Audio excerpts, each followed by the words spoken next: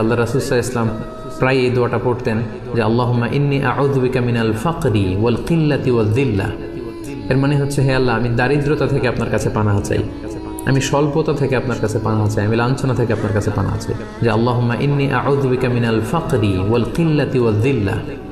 তার মানে দারিদ্রতা এটা চেয়ে নেওয়া যায় না আল্লাহর কাছে, বরং এটা থেকে পানাহ চাইতে হয়। এবং এটা থেকে কিভাবে আপনি দারিদ্র সীমা থেকে উপরে উঠে কিভাবে নিজের ভাগ্যের চাকাকে পরিবর্তন করবেন, কিভাবে আপনি স্বাবলম্বী হবেন, কর্মসংস্থানের ব্যবস্থা আপনি কিভাবে করবেন, সব সময় কিন্তু আল্লাহ রাসূল সাল্লাল্লাহু আলাইহি ওয়াসাল্লাম এ ব্যাপারে আমাদেরকে উৎসাহ দিয়ে গিয়েছেন।